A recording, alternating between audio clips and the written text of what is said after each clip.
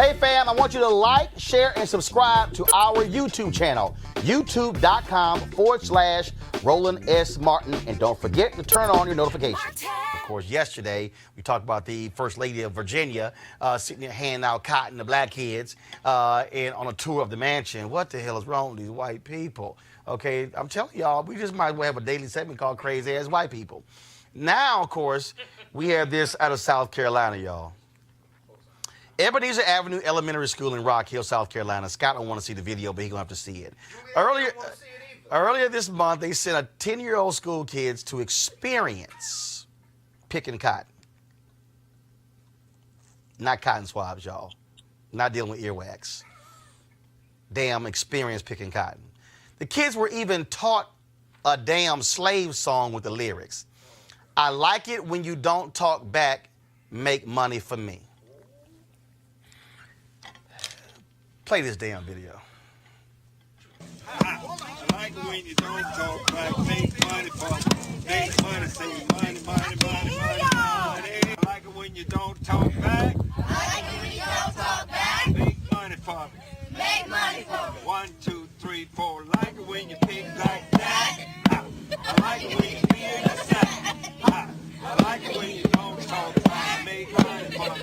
Make money for me. 1, 2, 3, 4. Like it when you pick like that. Come on, come on. I like it when you feel the sack. Come on, come on, come on. I like it when you don't talk back. Make money. I can't watch that bullshit any longer. Shouldn't have watched it in the Parents at the school, no, because the people watching need to see it. Parents complained. The school at first defended this trip, but they later apologized. Joining us right now, South Carolina State Representative John King. He said something has gone terribly wrong. John, I'm certain it ain't that damn hard to figure out. You don't have some black kids experiencing picking cotton and singing a damn song called "Make That Money." Well, you know what you're dealing with when you're dealing with South Carolina. Unfortunately, you know, I'm sad to even have to have this conversation, but it's a reality that this is something that happens not only in our school systems, but it's happening in the state capitol. And so this is a conversation that we're going to have to continue to have here in South Carolina because of the insensitive people that we elect and that we have running our school systems. So they defended it initially. They defended it. That is correct. But then there's somebody figure, what the hell is wrong with y'all?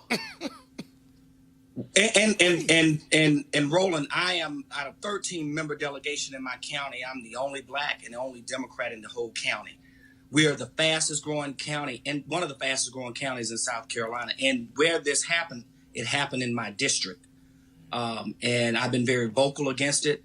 I'm looking to other avenues. The sad part about it is at the end, the South Carolina NAACP has said nothing. Say what? The South Carolina NAACP has said nothing. Well, I'm gonna have to make a phone call to Derek Johnson, the national president. Okay, we'll do that as soon as the show's over. What's next? Have you and others have said never ever to any school district have a field trip like this? This has been, from my understanding, and I just found out about this when this happened and it was video, but this has been going on for years. I have put in a call with the superintendent. I planned on meeting with the superintendent, not only in that particular school district. We have 4 school districts in my county. 2 of them I represent, I'm going to have a conversation with to ensure that this never happens again, that we make sure that the parents know exactly what type of field trips they're signing their kids up for. Yep. That has not been told to family members as they sign these slips to allow their kids to go on field trips. Something else that I'm fighting in South Carolina is that our school districts, and I know that this is not something we're talking about, but they don't even observe Martin Luther King Day that we have made a state holiday and that is a national holiday. They use those days as makeup days, and I've been fighting it. I've been elected for 20 years, and I've been fighting that battle for the last 6 terms of my since I've been elected. All right, then. Well, look, we're going to keep, like I said, I'm going to make that phone call to Derek Johnson and certainly have them weigh in on that. Representative King, we appreciate it, man. Thanks a lot. Thank you, Roland. I appreciate you bringing some visibility to this issue that is happening here in South Carolina. I ask that you all look at how we elect judges in South Carolina and how black people who are the most qualified are not being appointed to judgeships, because we are one of the only states in South Carolina that appoint judges.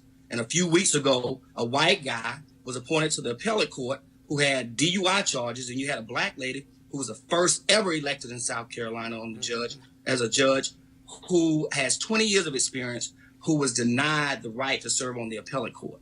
And that's why we got our kids picking cotton to experience. Exactly. Representative Exactly. King, we appreciate it. Thanks so much. Very much. All right, Thank folks, you. real quick. Well, I need to understand. I wanted to ask, well, what is the educational justification, of having that kind of to thing? Experience cotton.